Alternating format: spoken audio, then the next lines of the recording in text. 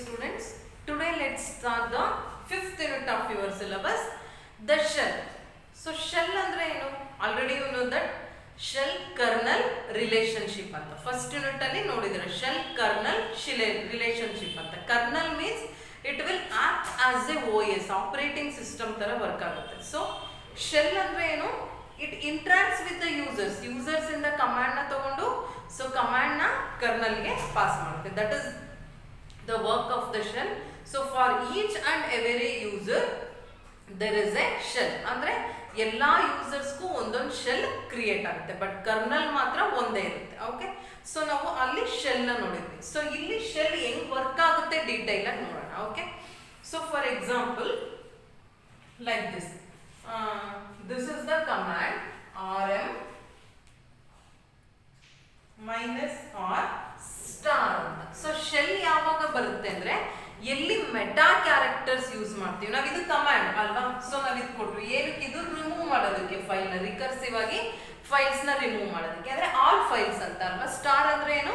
ಎಲ್ಲಾ ಫೈಲ್ಸ್ ಅಂತ. So rm ಇದು ಕಮಾಂಡ್ ಮೋಡಿಗೆ ಗೊತ್ತು. ಓಕೆ, ಸೊ ಡೈರೆಕ್ಟ್ ಆಗಿ ಅದಕ್ಕೇನು ಶೆಲ್ ಬೇಕಾಗಲ್ಲ. ಮೈನಸ್ ಆರ್ ಇದು ಗೊತ್ತು, ಬಟ್ ಎಲ್ಲಿ ಮೆಟಾ ಕ್ಯಾರೆಕ್ಟರ್ಸ್ ಬರುತ್ತೋ, ಮೆಟಾ ಕ್ಯಾರೆಕ್ಟರ್ಸ್ ಅಂದ್ರೆ ಯಾವುದು? For example star and then like this symbol and then pipe symbol, these are all the meta characters. Okay, so ಎಲ್ಲಿ ಮೆಟಾ ಕ್ಯಾರೆಕ್ಟರ್ಸ್ ಬರುತ್ತೋ ಅಲ್ಲಿ ಶೆಲ್ ಅರೈಸ್ ಆಗುತ್ತೆ. ಅಂದ್ರೆ ಶೆಲ್ ಅವಾಗ ಇಲ್ಲಿ ಬಂದು ಇದ್ರದ್ದು ಡಿಸ್ಕ್ರಿಪ್ಷನ್ ಇರುತ್ತೆ, ವಾಟ್ ಇಸ್ ದಿಸ್ ಅಂತ. ಸ್ಟಾರ್ ಅಂದ್ರೆ ಆಲ್ ಫೈಲ್ಸ್. ಓಕೆ, ಸೊ ಅವಾಗ ಅದು ಡಿಸ್ಕ್ರೈಬ್ ಮಾಡುತ್ತೆ. ಅವಾಗ ಈ ಕಮಾಂಡಿಗೆ ಗೊತ್ತಾಗುತ್ತೆ. ಈ ಕಮಾಂಡಿಗೆ ಬಿಫೋರ್ ಗೊತ್ತಿರಲ್ಲ, ಸ್ಟಾರ್ ಅಂದ್ರೆ ಏನ್ ಮಾಡ್ಬೇಕು ಅಂತ ಕಮಾಂಡಿಗೆ ಗೊತ್ತಿರಲ್ಲ. rm ಕಮಾಂಡಿಗೆ ಅದ್ರಕ್ಕೆ ಏನ್ ಗೊತ್ತಿರುತ್ತೆ? ಬರೀ ಆಪ್ಷನ್ಸ್ ಮತ್ತೆ ಆರ್ಗ್ಯುಮೆಂಟ್ಸ್ ಮಾತ್ರ ಗೊತ್ತಿರುತ್ತೆ ಕಮಾಂಡ್ಸ್ಗೆ. ಬಟ್ ಮೆಟಾ ಕ್ಯಾರೆಕ್ಟರ್ಸ್ ಬಂದಾಗ ಶೆಲ್ ಬರುತ್ತಲ್ಲಿ. So shell will describe the meta character. So ಅಂದ್ರೆ ಆಲ್ ಫೈಲ್ಸ್ ಅಂತ ಡಿಸ್ಕ್ರೈಬ್ ಮಾಡುತ್ತೆ. ಅವಾಗ rm ಗೆ ಗೊತ್ತಾಗುತ್ತೆ, ಸೊ ಎಲ್ಲಾ ಫೈಲ್ಸ್ ರಿಮೂವ್ ಮಾಡಬೇಕು ಅಂತ. Okay, so this is about the shell. So shell ಏನೇನ್ ವರ್ಕ್ ಮಾಡುತ್ತೆ ನೋಡೋಣ. So first is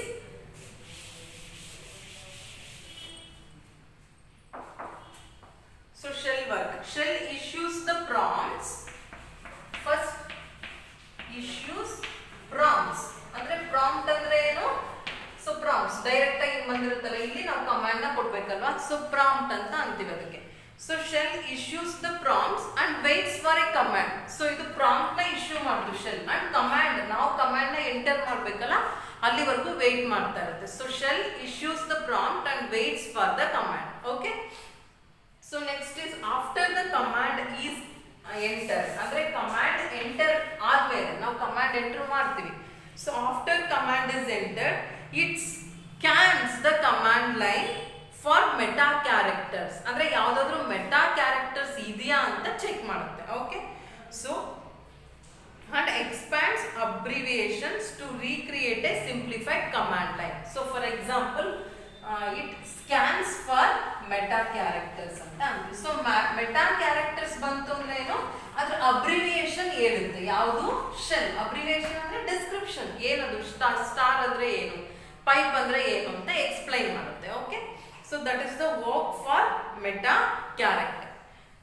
ಸರಿ, that is the work for shell. So then passes the command line to kernel. Passes that command line. ಏನ್ command ಇರುತ್ತೋ ಆ command line ನ ಎಲ್ಲಿ pass ಮಾಡುತ್ತೆ? To kernel. ಸೊ ಕರ್ನಲ್ ಅಲ್ವಾ ಎಕ್ಸಿಕ್ಯೂಟ್ ಮಾಡೋದು. So it will passes that command line to the kernel. And then the shell waits. ಏನು waits ಮಾಡುತ್ತೆ? To complete for execution. Execution kernel full ಆ command ನ execute ಮಾಡೋವರೆಗೂ ಇದು wait ಮಾಡುತ್ತೆ. Okay, so after command execution is complete, again prompt reappears and the shell return to its waiting role. After execution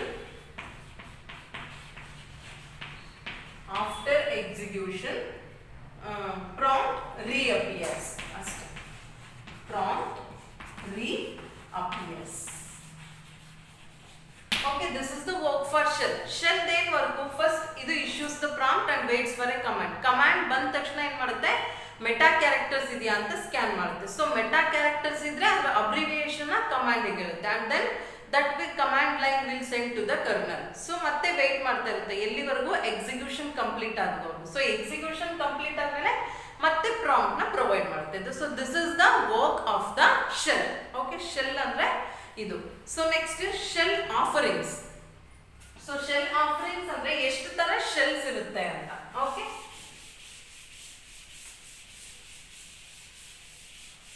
ಇದಕ್ಕೆ ಇಂಟರ್ಪ್ರಿಟಿವ್ cycle ಅಂತ ಅಂತಾರೆ. ಅಂದ್ರೆ ಹೆಂಗ್ ವರ್ಕ್ ಆಗುತ್ತೆ ಶೆಲ್ ಅಂತ ಹೇಳಿದ್ನಲ್ಲ, ಅದಕ್ಕೆ ಶೆಲ್ಸ್ ಇಂಟರ್ಪ್ರಿಟಿವ್ ಸೈಕಲ್ ಅಂದ್ರೆ ಫಸ್ಟ್ ವೆಯ್ಟ್ ಮಾಡುತ್ತೆ. ಸೊ ಸರಿ, ಪ್ರಾಂಪ್ಟ್ ನ ಪ್ರೊವೈಡ್ ಮಾಡಿ ವೆಯ್ಟ್ ಮಾಡುತ್ತೆ and then it will scan the meta characters. If the meta characters is fine means it will provide the abbreviation and then that command line is sent to the kernel. So after execution again prompt reappears. So this is the interpretive cycle of the shell. Okay, next is shell offerings. So ಎಷ್ಟು ತರ shells ಇರುತ್ತೆ ಅಂತ. So first is born shell ಅಂತ ಅಂತೀವಿ. This is one type of shell, born shell. So ಇದಕ್ಕೆ ಏನಂತೀವಿ /bin/sh ಅಂತ ಅಂತೀವಿ. So bin ಒಳಗಡೆ sh ಇರುತ್ತೆ. Okay, so either derivative and its derivatives, the corn shell and bash anta idru derivatives, corn shell and then bash shell anta anti. So corn shell andre enu ksh anta use ಮಾಡ್ತೀವಿ. So bash shell andre bsh anta use ಮಾಡ್ತೀವಿ. Okay, BASH ಅಂತ ಅಂದ್ರೆ first born shell, ಅದರಲ್ಲಿ bin SH ಮಾತ್ರ ಇರುತ್ತೆ. So ಇದ್ರ derivatives ಏನು corn shell KSH. So bash ಅಂದ್ರೆ BASH ಅಂತ ಯೂಸ್ ಮಾಡ್ತೀವಿ. ಸೊ ಇದ್ರ ಜೊತೆ ಇನ್ನೇನು ಬಾರ್ನ್ ಶೆಲ್ ಆದ್ಮೇಲೆ ಸೊ ಸಿ ಪ್ರೋಗ್ರಾಮಿಂಗ್ ಶೆಲ್ ಅಂತ ಅಂತೀವಿ. So C shell. ಸೊ ಇದನ್ನ ಹೆಂಗ್ ಯೂಸ್ ಮಾಡ್ತೀವಿ, ಬಿನ್ CSH ಅಂತ ಯೂಸ್ ಮಾಡ್ತೀವಿ. So CSH. ಸೊ ಇದ್ರ ಡಿರೈವೇಟಿವ್ ಏನು TCSH ಅಂತ. ಸೊ ಇದನ್ನ ಹೆಂಗ್ ಯೂಸ್ ಮಾಡ್ತೀವಿ, /bin/TCSH. ಸೊ ಇಷ್ಟು ತರ ಶೆಲ್ ಆಫರಿಂಗ್ಸ್ ಇದೆ. Okay, so first is Bourne shell, bin SH use ಮಾಡ್ತೀವಿ. ಇದ್ರ ಡಿರೈವೇಟಿವ್ಸ್ ಯಾವುದು Korn shell and bash. So second one is C shell, CSH ಅಂತ ಯೂಸ್ ಮಾಡ್ತೀವಿ. ಇದ್ರ ಡಿರೈವೇಟಿವ್ TCSH. ಇಷ್ಟು ತರ ಶೆಲ್ಸ್ ಇರುತ್ತೆ ಅಂತ. Okay, so next is pattern matching. So pattern match ಹೆಂಗಾಗುತ್ತೆ ಎಲ್ಲಿ, ಶೆಲ್ ಅಲ್ಲಿ ಅಂತ. ಸೊ ಪ್ಯಾಟರ್ನ್ ಮ್ಯಾಚಿಂಗ್ ಅಂತ ಅಂದ್ರೆ pattern matching. So for example ಈ ರೀತಿ ಕೊಡ್ತೀರಾ, ಎಷ್ಟು ಇರುತ್ತೆ ಅಂದ್ರೆ ಇರುತ್ತೆ. So LS chop 01,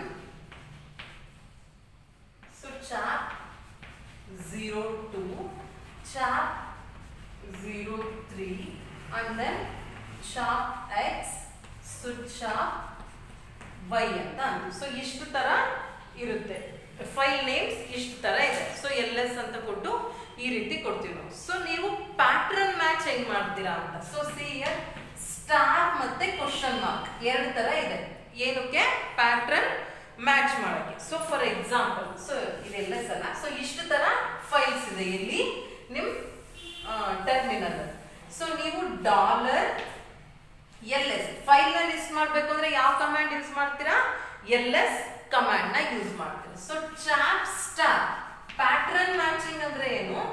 so chop star ಅಂತ ಕೊಟ್ಟ ತಕ್ಷಣ ಏನಾಗುತ್ತೆ, ಚಾಪ್ ರಿಲೇಟೆಡ್ ಏನೇನ್ ಫೈಲ್ಸ್ ಇರುತ್ತೋ ಅದೆಲ್ಲ ಡಿಸ್ಪ್ಲೇ ಆಗುತ್ತೆ. So chop 01, so chap 02, so chap 03, chap X, so chap Y and then chaps X, chap Y. So ಇಷ್ಟು ತರ ಅಂದ್ರೆ ಚಾಪ್ ರಿಲೇಟೆಡ್. ಇಲ್ಲಿ ಸ್ಟಾರ್ ಅಂದ್ರೆ ಎಷ್ಟು ಕ್ಯಾರೆಕ್ಟರ್ಸ್ ಆದ್ರೂ ಇರ್ಬೋದು. ನೋಡ್ರಿ ಇಲ್ಲಿ ಒಂದು ಕ್ಯಾರೆಕ್ಟರ್ ಇಲ್ಲ ಚಾಪ್ ಆದ್ಮೇಲೆ, ಇಲ್ಲಿ 2 ಕ್ಯಾರೆಕ್ಟರ್ಸ್ ಇದೆ, ಇಲ್ಲಿ ಒಂದೊಂದೇ ಕ್ಯಾರೆಕ್ಟರ್ಸ್ ಇದೆ. ಒಟ್ಟು ಚಾಪ್ ರಿಲೇಟ್ ಆಗಿರ್ಬೇಕು. ಸೊ ಚಾಪ್ ಸ್ಟಾರ್ ಅಂತ ಕೊಟ್ರೆ ಚಾಪ್ ರಿಲೇಟೆಡ್ ಯಾವ್ಯಾವ್ದು ಪ್ಯಾಟರ್ನ್ಸ್ ಇರುತ್ತೋ, ಪ್ಯಾಟರ್ನ್ ಫೈಲ್ಸ್ ಇರುತ್ತೋ ಎಲ್ಲ ಡಿಸ್ಪ್ಲೇ ಆಯ್ತು. ಬಟ್ ನೀವು ಬರೀ ಕ್ವಶನ್ ಮಾರ್ಕ್ ಅಂದ್ರೆ ಸಿಂಗಲ್ ಕ್ಯಾರೆಕ್ಟರ್ ಮಾತ್ರ ಅದು ತಗೊಳುತ್ತೆ. For example chop question mark ಅಂತ ಕೊಟ್ರಿ. ಅಂದ್ರೆ ಚಾಪ್ ಆದ್ಮೇಲೆ ಸಿಂಗಲ್ ಕ್ಯಾರೆಕ್ಟರ್ ಫೈಲ್ ಇರೋದು ಮಾತ್ರ ಡಿಸ್ಪ್ಲೇ ಆಗುತ್ತೆ. ಯಾವ್ದು ಡಿಸ್ಪ್ಲೇ ಆಗುತ್ತೆ? Chap X and then chap Y, ಇವೆರಡೇ ಡಿಸ್ಪ್ಲೇ ಆಗುತ್ತೆ. ಅಂದ್ರೆ ಚಾಪ್ ಆದ್ಮೇಲೆ ಸಿಂಗಲ್ ಕ್ಯಾರೆಕ್ಟರ್ ಫೈಲ್ಸ್ ಮಾತ್ರ ಡಿಸ್ಪ್ಲೇ ಆಗುತ್ತೆ. ಸ್ಟಾರ್ ಅಂತ ಕೊಟ್ರೆ 0, 2 ಅಂಡ್ ದೆನ್ 1. ಇಲ್ಲಿ ನೋಡ್ರಿ ಚಾಪ್ ಆದ್ಮೇಲೆ 0, 1 ಅಂದ್ರೆ 2 ಕ್ಯಾರೆಕ್ಟರ್ಸ್ ಇದೆ. ಇಲ್ಲಿ 2 ಕ್ಯಾರೆಕ್ಟರ್ಸ್, ಇಲ್ಲಿ 2 ಕ್ಯಾರೆಕ್ಟರ್, ಇಲ್ಲಿ ಒಂದೇ ಕ್ಯಾರೆಕ್ಟರ್, ಇಲ್ಲಿ ಒಂದೇ ಕ್ಯಾರೆಕ್ಟರ್, ಇಲ್ಲಿ 0 ಕ್ಯಾರೆಕ್ಟರ್. ಸೊ ಚಾಪ್ ಅಂತ ಕೊಟ್ರೆ, ಸ್ಟಾರ್ ಅಂತ ಕೊಟ್ರೆ ರಿಲೇಟೆಡ್ ಎಲ್ಲ ಡಿಸ್ಪ್ಲೇ ಆಯ್ತು. ಬಟ್ ಕ್ವಶನ್ ಮಾರ್ಕ್ ಕೊಟ್ರೆ ಎಷ್ಟು ಕ್ವಶನ್ ಮಾರ್ಕ್ ಕೊಟ್ಟಿದೀವಿ ಅನ್ನೋದು ಮ್ಯಾಟರ್ ಆಗುತ್ತೆ. ಇಲ್ಲಿ ಎಷ್ಟು ಕ್ವಶನ್ ಮಾರ್ಕ್ ಕೊಟ್ಟಿದ್ದೀರಾ? 1. ಅಂದ್ರೆ ಚಾಪ್ ಆದ್ಮೇಲೆ ಸಿಂಗಲ್ ಕ್ಯಾರೆಕ್ಟರ್ ಮಾತ್ರ ಇರ್ಬೇಕು. ಅಂತ ಫೈಲ್ಸ್ ಯಾವ್ದಿದೆ ಇಲ್ಲಿ? ಚಾಪ್ ಎಕ್ಸ್, ಚಾಪ್ ವೈ ಮಾತ್ರ ಇದೆ. ಫಾರ್ ಎಕ್ಸಾಂಪಲ್ ನೀವೇನ್ ಕೊಟ್ರಿ? ಡಬಲ್ ಕ್ವಶನ್ ಮಾರ್ಕ್ ಕೊಟ್ರಿ. ಅಂದ್ರೆ ಚಾಪ್ ಆದ್ಮೇಲೆ 2 ಕ್ಯಾರೆಕ್ಟರ್ ಇರೋದು ಮಾತ್ರ. ಯಾವ್ದು? Chap 01, so chap 02 and then chap 03. ಇಷ್ಟು ಮಾತ್ರ ಔಟ್ಪುಟ್ ಬರುತ್ತೆ. This is the difference between the question mark and star. Star ಅಂದ್ರೆ ಎನಿ ಕ್ಯಾರೆಕ್ಟರ್ಸ್ ಇರ್ಬೋದು, ಚಾಪ್ ಆದ್ಮೇಲೆ ಡಿಸ್ಪ್ಲೇ ಆಗುತ್ತೆ. ಬಟ್ ಕ್ವಶನ್ ಮಾರ್ಕ್ ಅಂದ್ರೆ ನೀವು ಸ್ಪೆಸಿಫೈ ಮಾಡಬೇಕು. ಒಂದು ಕ್ವಶನ್ ಮಾರ್ಕ್ ಇದ್ರೆ ಚಾಪ್ ಆದ್ಮೇಲೆ ಒಂದು ಕ್ಯಾರೆಕ್ಟರ್ ಇರೋ ಫೈಲ್ಸ್ ಮಾತ್ರ ಡಿಸ್ಪ್ಲೇ ಆಗುತ್ತೆ.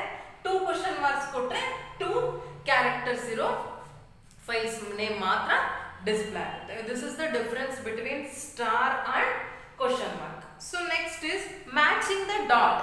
ನೀವು ಡಾಟ್ ಜೊತೆ ಹೆಂಗ್ ಮ್ಯಾಚ್ ಮಾಡ್ತೀರಾ?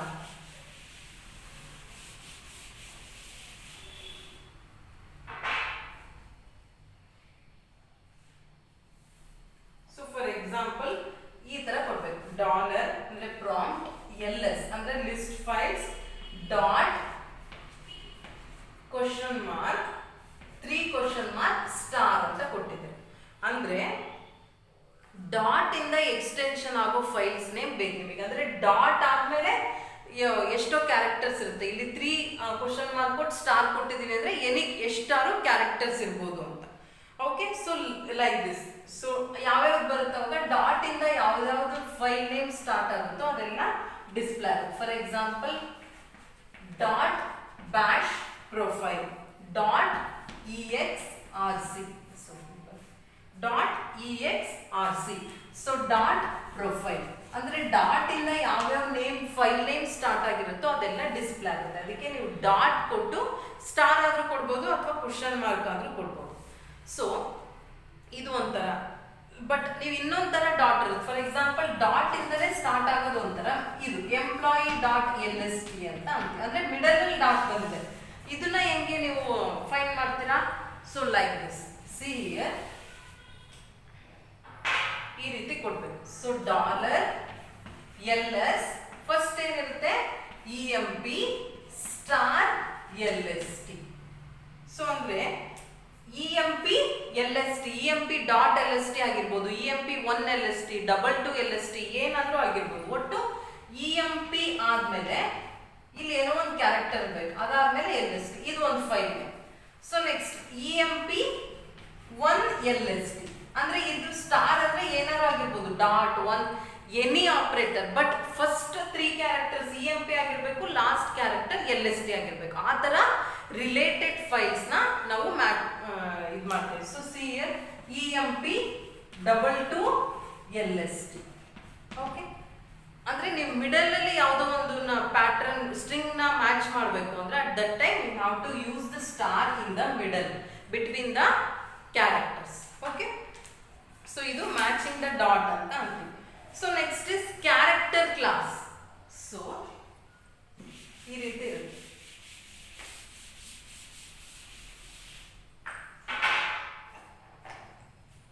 ಸೊ ಕ್ಯಾರೆಕ್ಟರ್ ಕ್ಲಾಸ್ ಅಂದ್ರೆ ಲೈಕ್ ದಿಸ್.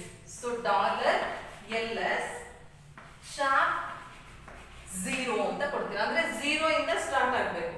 ಸೊ ನೆಕ್ಸ್ಟ್ ಹೆಂಗಿರ್ಬೇಕು ಅಂದ್ರೆ 0 ಆದ್ಮೇಲೆ 1 2 4 ಇಷ್ಟು ಮಾತ್ರ ಬೇಕು ನಿಮಗೆ, 3 ಬೇಡ. ಈಗ ಚಾಪ್ ಡಬಲ್ ಕ್ವಶನ್ ಮಾರ್ಕ್ ಕೊಟ್ರೆ ಚಾಪ್ 01, ಚಾಪ್ 02, ಚಾಪ್ 03, ಚಾಪ್ 04 ಎಲ್ಲ ಡಿಸ್ಪ್ಲೇ ಆಯ್ತು. ಬಟ್ ನಮಗೆ 3 ಬೇಡ ಮಿಡಲ್ ಅಲ್ಲಿ. ಬಟ್ ಚಾಪ್ 01, ಚಾಪ್ 02, ಚಾಪ್ 04 ಬೇಕು. ಅವಾಗ ಏನ್ ಮಾಡ್ತೀರಾ? ಈ ರೀತಿ ಕೊಡ್ತೀರಾ. ಅಂದ್ರೆ 0 ಮತ್ತೆ ನಿಮಗೆ ಯಾವ್ಯಾವ ಫೈಲ್ ನೇಮ್ ಬೇಕೋ ಅದು. ಅವಾಗ ಔಟ್ಪುಟ್ ಏನಂತ ಬರುತ್ತೆ? Chop 01 chop 0. ಇಲ್ಲಿ ಆಲ್ರೆಡಿ ಇದೆ ಚಾಪ್ 0. ಸೊ ನೆಕ್ಸ್ಟ್ ಯಾವುದು ಸೆಲೆಕ್ಟ್ ಮಾಡ್ತಿದ್ದೀವಿ. ಸೊ ಚಾಪ್ 04 ಇಷ್ಟು ಫೈಲ್ಸ್ ಮಾತ್ರ ಡಿಸ್ಪ್ಲೇ ಆಗುತ್ತೆ. ಇದಕ್ಕೆ ಏನಂತೀರಾ ನೀವು ಕ್ಯಾರೆಕ್ಟರ್ ಕ್ಲಾಸ್ ಅಂತ ಅಂತೀವಿ. ಫಾರ್ ಎಕ್ಸಾಂಪಲ್ $ls ಚಾಪ್ ಇಲ್ಲೇನು ಕೊಟ್ಟಿಲ್ಲ, ಬರೀ x to z ಅಂತ ಕೊಟ್ಟಿವಿ. ಇವಾಗ ಏನೇನು ಬರುತ್ತೆ ಚಾಪ್ x to z ಅಂದ್ರೆ xyz ಅಂತ ಕಂಟಿನ್ಯೂಸ್, ಮಿಡಲ್ ಯಾವುದು ಇಲ್ಲ. Chap y and then chap z. So ಇಷ್ಟು ಡಿಸ್ಪ್ಲೇ ಆಯ್ತು. ಇದಕ್ಕೆ ಏನಂತೀರಾ ಕ್ಯಾರೆಕ್ಟರ್ ಕ್ಲಾಸ್ ಅಂತ ಅಂತೀರಾ. ಅಂದ್ರೆ ಮಿಡಲ್ ನೀವು ಬ್ರಾಕೆಟ್ ಒಳಗಡೆ ಸಮಥಿಂಗ್ ಕೊಟ್ರೆ ಇದಕ್ಕೆ ಕ್ಯಾರೆಕ್ಟರ್ ಕ್ಲಾಸ್ ಮ್ಯಾಚಿಂಗ್ ಅಂತ ಅಂತೀರಾ. So next is matching totally dissimilar patterns. So dissimilar patterns ನ ನೀವು ಹೆಂಗ್ ಮ್ಯಾಚ್ ಮಾಡ್ತೀರಿ ಅಂದ್ರೆ